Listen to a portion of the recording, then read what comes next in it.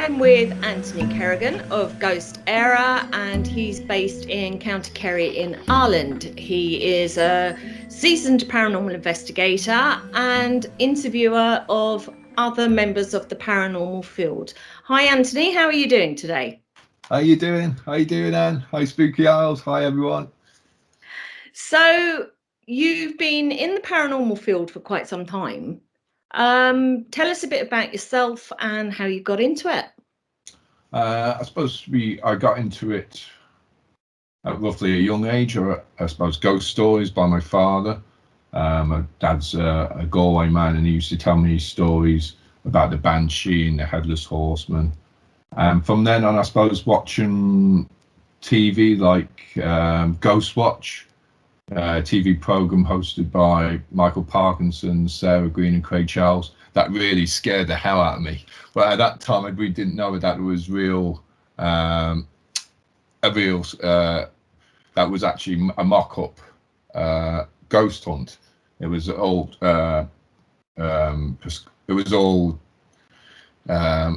focus was on it, that it was a live event, and that there was two girls that were supposed to be getting scared by this poltergeist. And at the end of the day, Sarah Green, who was a children's presenter in England, many people would know, ended up in a closet, and then it cut off. But apart from that, that scared the hell out of me watching that. And then probably watching programs like The X-Files, and then watching Most Haunted. And then probably just after that, around about 2002, I had a motorcycle accident. So then I had an NDE, a near-death experience. And I suppose that opened my mind up a bit more to the paranormal field. And then I was playing rugby at the time, and I was hoping to get professional. And then I came to the age of about 27, and I thought, I'm not getting much go. I'm not going to be a professional rugby player. So I thought, I might as well think of the future. So I put more thought into the paranormal. And so as well, worked as a security guard, and a group of lads, a group about 25 of us from the security group that was in, went out on an investigation. It was just a ghost hunt, as it was first said, and around the woods around Rosscastle and County Kerry. And from then on, I got more interested in it, and then probably went further afield into different counties. And I suppose most of the security lads weren't interested. There's only one of them that's still with us there, John Paul Quirk, a Ghost Eire team member. But then we started to open up, and more people from different counties were started getting interest and follow us there. So from then, 2009 onwards, we, just went about going locations. Now, we don't investigate too many locations a year. Probably in the first few years, we investigate about 12 or 13, but on average now we only investigate about 4 or 5 there, because there's a lot, as you know yourself, and with IPI, there's a lot of preparation, and then there's money, and then there's insurance, and there's getting equipment and getting a group together from different counties. It's difficult there. So yeah, and research as well afterwards, because you have to really delve into the history afterwards if it matches whatever you get. So yeah, it's been a bit of an adventure since 2009. Wow, that's a long time to be doing it in the field, actually, and continuously.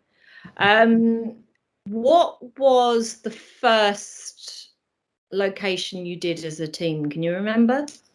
Well, it was sort of Rosscastle in Killarney, County Kerry, but I suppose it's the team. The people have come in and out of the team. We've had members that have, to be honest, there have been dominant, and they've unfortunately left because they didn't want the way the team was going to excel broaden itself. So with that there, other team members that were in the team actually got more stronger, and actually more forward, and actually enhanced their skills there. So we're like in a group of, we won't call ourselves psychic or mediums, I sort of test each member of the team, and I'm an experimenter myself there, but I do be into the spiritual side myself. But I do be testing team members out with experiments and all that. So they're like my little guinea pigs, unfortunately. But I don't mind being a guinea pig as well. Like, so, you know, we all in the same spotlight. So you'd be very much looking that your team would be around kind of sensitives, kind of intuitive, and able to tune into perhaps what's around them. I mean, do you know, I'd be one that I can go into a building and know that it's flat. And on the other hand, you can tell if there's a bit of negative energy. Would you say that's true of you and what you try to bring into your investigations as well? I suppose the first bit of doing the investigation is getting the right stats to find out the environment's affecting us first at the location there, and then secondary go into it, doing the experiments and testing out members of the team. Like some of them might be empaths, some of them are able to be touched, you know, or others are good with the Ouija board there, or meditation. Like, so some of them have different kind of qualities, and we like just to test them and the kind of expertise, but also try them out of that comfort zone and try and put them in alone in a room, the most reputed haunted room in a location, and test them out there, or shock them, or put them upside down, or put them underneath water, whatever. You know, we do little tests like that, just to, you know, it's just to see how they can cope with, try and see how the brain reacts as well, you know, with the surroundings as well. It's not just ghosts, it's probably how we react as well, telepathy or remote viewing and stuff like that, psychokinesis. So you're very into the scientific, the research element, as opposed to, oh, there's a haunted building, let's go and look. You want to see what makes your team members tick. Everything, I suppose. Yeah. And you mentioned there the Ouija board. Always a thorn in the side of any paranormal discussion. What's your opinion on it? I suppose the opinion on it is, I suppose it's like every other divination experiment, like dowsing or scrying. It's all how we interpret what we get on the board. I suppose it coincides with being a game, I suppose, as you know yourself, and the Ouija board, we call it talking board. It's supposedly linked with a board game, but I suppose if it didn't have that link, it'd be a bit more different there. We get some, well, relatively good answers on the board. We with the questions we ask, what we do, actually, myself, my wife, she's the main, Anthony Kerrigan, she's the main probably focus with the Ouija board. She's got a spirit guide that connects her with her on it with some other member of the team. So we ask questions before an investigation to the spirit guide that's connected on the Ouija board and see what is relevant to the location coming up in hand. So when we get to the location, we have a set of questions ready, prepared. Now, some of them could be totally obscure, and then it might make sense when we get to the location, which is interesting there. And we've had some good results with locations that we've done, that we got history, dates of locations when it wasn't known, it was actually wrong on the internet, and actually the owner said, yeah, that is actually correct. So I see no evil with it. I think it's just, and people say that it's only been created in the last 150 years, but it's gone back longer than that, civilization. It's just because we're allowed to do it now. We weren't allowed during King James the first time, or pre that, you know, when it was less open, we would have been done for witchcraft or stuff like that. So you'd actually agree that, which is my thinking as well, it is just a methodology. It's a form of divination, as you said. It's no different to using the glass, or even to some ways doing a call out and inviting spirits in. So, you know, I suppose the movies have given it a lot of bad press. Have you ever had a location where you've used it and you've kind of gone, oops? No, not really. No, there's no been location like that there. I suppose, as you said, going back to movies there, as you said, I think it was the Catholic, I suppose, Christianity and all that religion has really put down on it, but now more in recent years, I think it's media, films, and all that has really put the fear into people, because people are going away from religion, but it's the media now that they're kind of getting frightened upon. And I suppose compared to what we do is in paranormal investigating, like ourselves, like when we do invocations, like calling out, we're looking for a response. But also if we're going to church, we're calling out, please hear us, Lord hear us. Like we're not looking for that reply back. But it's the same similar sort of thing we're doing, like, you know. Yeah.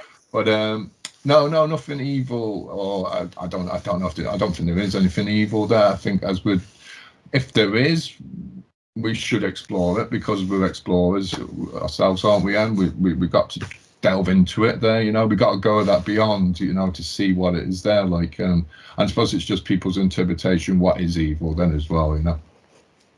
Of any of the locations you've gone to, is there anything you've experienced where you thought that's evil?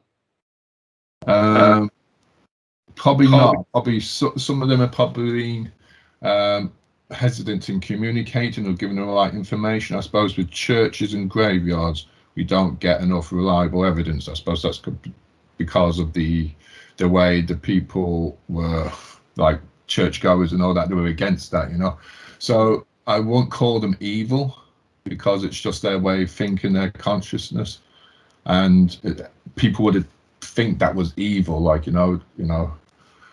So, but there was an occasion there in Waterford where we got on a talking board where it says words came up on the board, "In you I will live," and then we did a seance afterwards, and I could feel myself that my body was taken over. So that's the other type of thing that I do apart from the science there. I do trans mediumship there, like, but apart from it, they sort of take control of my vocals, so my vocal cords, so I contract and enlarge there, so I have no control of my vocals. And there was a voice that came in, and it was I forget now what the voice said there, you know, but it was I think it was something to do with slavery.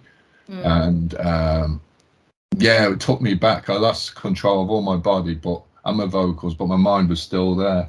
And I remember Jen taking a UV light and putting it right near my head, and I had a quick, in my memory, all I could focus on then was my son, and so it came back out again and got my control of the body. But it didn't leave me any.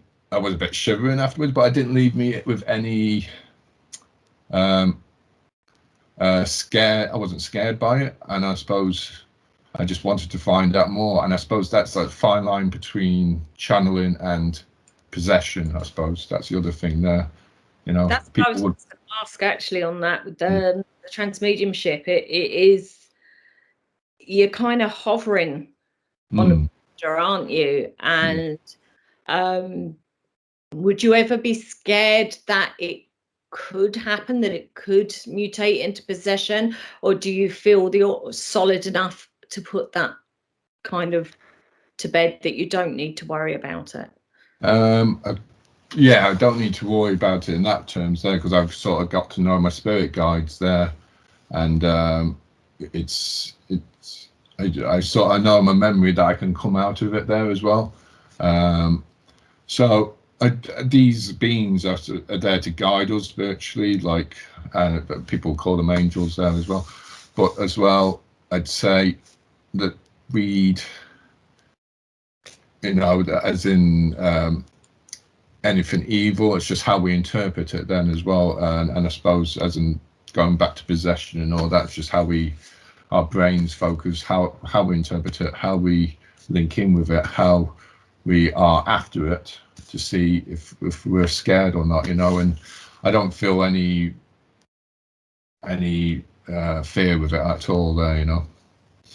Would you then, with regards to members of your team, because obviously, and you know yourself, if you've done private homes and stuff like that, that the mental health can have a big impact on these things, would you be one that actually make sure that obviously with team members and stuff that are doing these kind of experiments, that perhaps they would need to be of, how would I say, a more level temperament? True. Or you'd let them anywhere near anything like that?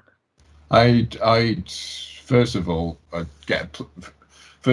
I would do, like, with our website and all that, as a group, we do say that we charge if we're going somewhere else.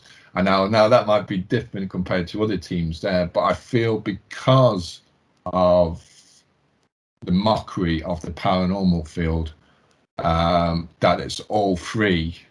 I don't know any profession in Ireland or global that you go to a house and you do a job for free, to be taken not seriously then after that, you know. And if it was, you know, locations, they don't, places, private homes, they don't actually ring us up that much. They did at the beginning there, but there's been a few cases there, and we've gone in there and we've well, first of all, it's the phone call first. They mostly present themselves with a phone call, and we talk over the phone 80%, 90% of the time. It's just that chat. They want to tell somebody about it. And out of the 10%, then they keep a diary, what's happened afterward, what's happened before, what's happened during the course of when we do visit. It depends on how stressed they are. And because some people are just, we've noticed that with some people, they just want a ghost hunt, free ghost hunt. Telly has a lot to answer for, doesn't it? It does, yes.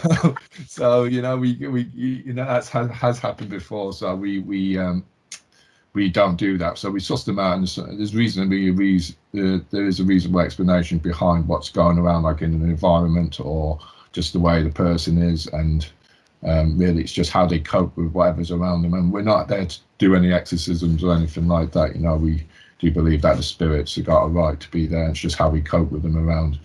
You know, or most of the time we ask them what their goal is, what they want at the end of our visit, and you know, sometimes it could be just a case of them needing advice on how to train themselves and to be mediums themselves. They might be more alert, so it's, you know, it's nothing scary. Do you find then that it's certainly something that I notice, once you tell people what you do, rather than the kind of ridicule and pointing the finger, people are like, can I just tell you about what happened to me? Yeah. Do you find that now? Yeah, I think it's come more open there. It's more people, I suppose, that was happening just before my time, I suppose, as you know yourself, going back to times of Most Haunted and all that, you know, and it's people are more opened up, and they sort of know what it is. And I suppose more people, it's more easy for a person to be a ghost hunter these times, I suppose, with the apps and all that, you know. People just download apps, and if cheaper way of getting a proper gadget, you know, I won't be too into apps myself there. So I think people have got a kind of inkling of what it's been like a ghost hunter, so they're more open to share it. And I suppose, as we talk about the fame, the TikTok and the YouTube, it's becoming more popular with youngsters there, you know, to get hits and, you know, and all that likes. And so yeah, it's more easy to say you're a ghost hunter, I think. And I don't know.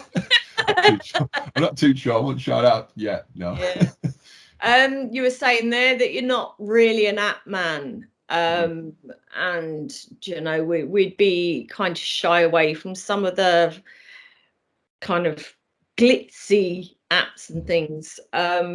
What would be your key pieces of equipment? I suppose the key pieces of equipment would be, it's like an EMF Gauss master meter. It's like a type of trifil meter, but there's an older version there. I could get a newer version, but I just like that one. It's not like a K2 meter. It's a dial. It's a pointer. We use that. I just test the EMF levels with that. Also, environmental multifunction meter, which can still be bought over the internet. It's like humidity, temperature, decibel level. Then just the barometer, just to measure what the atmosphere is around, you know, because it could be infrasound or anything there. The weather changes. There's so much things the weather can do towards a location. But apart from that, best piece of equipment is ourselves, and, you know, members of the team, which are guinea pigs. So, you know yourself there. You know, it's just a wise head is, you know yourself there is the most important tool. So you've done lots of locations, some not so well known, some well known. I want to know for experience, your favourite, Hmm. and for historical value, your favourite? I suppose historical value favourite is probably Windmill and Blennerville. Just for opposed to it's more to do with the architecture. You know, it's just something different there. Most interesting location. They're all every location. You know, is it's hard to pick out one, but it's you know, every location. I suppose that what makes a good location is the people that are the owners or the workers there that are, and the time you get to do the investigation. That's the main thing. There's been a few, and there's been a few that haven't been. They've been amazing buildings, but it's just having the time and the people working there to fulfill what you need to do. Like, so, you know, no, there's been some amazing places, and I suppose the more lesser known places are kind of cool because the history's not mostly known, and then you do the experiments and you find out bits of stuff from the owners, or bits of stuff that are hidden in libraries, books, and all that. You know, that correspond with what you got. So it's you know, there's some good and there's some, you know, some interesting places there. You know, yeah. Okay, well, you and I know what the windmill at Blennerville is. So do Yeah. you want to elaborate on that? Just give a bit of the history of the location where it is and the kind of experiences that you had there. Well, I suppose this was one of the first big locations we investigated back in 2009, and I suppose there is the Blenner Hassett, you know, and there's a story to do with I think it's Sir Roland Blenner Hassett there, and his wife Agnes Millicent Yielding. I think that's her name. But she's supposed to have died from a blow from one of the sails, and what we were getting with the investigation was whistling noises. Now, this was before I was asking for whistling noises. We didn't, any of us, capture it ourselves, but we got it over the recordings. But it's a place there where we got a year 1848, I think it was a year coming up on grass divination, 1848. We used tarot cards for numbers. Cool. But this was a time when we didn't use the Ouija board because we were a bit skeptical. You know, we were a bit scared of it. But but we got to 1848, and this was the spirit didn't set foot in the land of Ireland. I think this was the story, and we found out then afterwards there was the Ginny Johnson that set sail in 1848. That could be 1849. I think it was 1848. It took on an extra passenger. A woman gave birth to a child on. I only found out with the research afterwards on the bay. So there was a lot of, I suppose, a pregnant woman taking a child on board. They knew with the voyage, it was going to take, that child was going to be born on board by the time they hit America. So there was probably that emotion there to bring that energy in to give us that date. And obviously this spirit never set foot in Ireland. You know, so we think it was the child that was it was either born or was giving us a signal there, information there towards it. Do you think that's largely down to Blennerville's location right down there on the water in Tralee? Do you think it was travelling and the water was maybe giving it a bit of energy? True, yeah, I think the water gives a lot of energy there. I suppose it's all to do, I suppose, the elements as well. You know, I suppose we use all the different types of elements to cleanse and all that water there. I suppose just because it was in a prime position, just close after the boats would have been just off it because they couldn't get exactly to land there. They had to get smaller boats, and they loaded the lady up. She had to climb on board, so that's probably why she, you know, so that's probably why it was a bit traumatic for her. Obviously it was traumatic there, so that's probably what the energy was getting, and we only found that afterwards then as well. So But there was slavery there as well, apparently, which was coming through in the investigation. It was a 16-year-old girl with slavery. So I think there was the 1500s there, but it's I'll find out more. I did it in the book that we're doing. So, but, so. Tell us a bit more about the book that you've got that you're working on at the minute. So it's called Drowned Out Voices, talking about water. And I didn't know this. So there you go. Yeah. So it's called Drowned Out Voices. It's to do with it. It's the water theme. So it's to do with investigations we did around in the country around from 2009 up to about 6-7 years ago. And I suppose it's to do, as a team, it's to do with changing of the guard in the team, like more team members coming up more confident in themselves, team members that were prominent are going or gone. And it's to do, there's 13 locations in the book, and the sort of investigations change as well. You might notice a different when reading them. We're not calling a person a female team member or male team member as we did in the previous book. We've actually got the proper names we got of the people. So, it's how the group's evolved, and it's just a journey really, and just just for 13 locations. We had the how each chapter is formatted is that a person from the team describes how they got to location, and then we do the investigation. There's a section where we do the investigation, and there's a section at the end with whatever we found out. Oh no, the next section is the history, and then the last section is whatever we found out at the location that might correspond with what we got, and that as well. So I'll definitely be reading that one anyway. Oh, and another big part of Ghost Eire and yourself is the interviews that you do with other members of the paranormal field, particularly Ireland and the UK. And unlike a lot of others, you're very much about pushing everybody and getting the best of everybody, and that energy comes through. What is it you get back from it?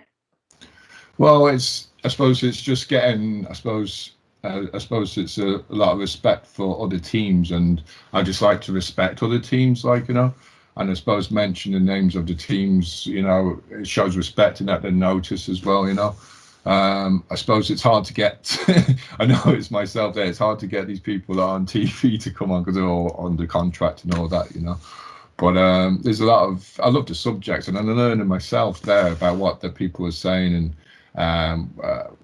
what their experiences are, and it's something enjoyable. But yeah, I'm constantly learning. It could be to do with Loch Ness monster or spontaneous human combustion. It's something, some stuff. It's try and bring a variety there and just learn off other teams, and I suppose mostly Ireland, like bring it up globally to see what other people can see, where they can go and all that. And even in the country, people might not know some places, but also there might be people having difficulties at home and all that they can connect with a team in their region there as well. So, which has happened there, so it's good for all, as well, and everyone's open to be coming on, and I'm open to interviews as well there, and well, just now gossip. That's Paragossip. Yeah, so I mean that is true. I mean, if anyone hasn't, if you go onto the Facebook page and Ghost Eire, you can get links to all the different interviews, and I've actually been on it myself, talking about CPRs and some of the other work and stuff that's gone on. So just tell people a bit more about how to find you and. So we have a Facebook page called Ghost Eire Paranormal, I think. Yeah, I forget now. Yeah. We have a website, www.ghosteire.net, and that's where you can link in with the Ghost Eire channel, which is the interviews and just information about stuff we do in the paranormal locations and all that. As I said, we don't do too many locations a year, probably 3 or 4 now. Also, we have Instagram, so just that's another team member thought of that. Like, you know, I leave it to it there. I think it's Ghost Eire Paranormal, and LinkedIn we're on, and YouTube obviously Ghost Eire Paranormal. But that's where you can check past shows, and future shows is up on our YouTube channel, and other stuff that's happening around. And we have a book coming out, Drowned Out Voices, which is hopefully around Halloween. I think that's about it really there. We're not on TikTok. No, I had one look at it and I was like, nah. No, I won't be too much into that sort of thing there, you know. So when we're out looking around all these old buildings, we don't have time to be doing dance routines. Imagine the version like the Gardaí of us doing like a parrot dance. Gruesome song. Oh no. I don't. Now, have you got any investigations lined up? Obviously, we've been very restricted up to now, but have you got anything planned? We have we're expected to go to Cumber House at the end of November in County Kerry. Apart from that, there it's, I suppose, just doing the shows at the moment and the book. So we haven't been. As a team there, probably it was about 18 months ago since we last investigated as a group, as an investigation team. But I suppose, yes, it's hard to get, as you're saying, like beforehand there, it's going to be harder to get locations. Venues are still wary about teams coming in, never mind, they're not even open up to public, some of them. So I don't know if it's going to get harder, but hopefully get easier. But I suppose, I suppose I'd rather have an indoor location to investigate there, so we don't have any problems with any public coming in, say if we're in a forest or I don't know. It's nice to do that there, but it's just I'd be more wary of the living than it would be the, you know. That's that, you know, actually, yeah. You know, so just I suppose that's just coming up there. And we do, as we said, the Ouija hour.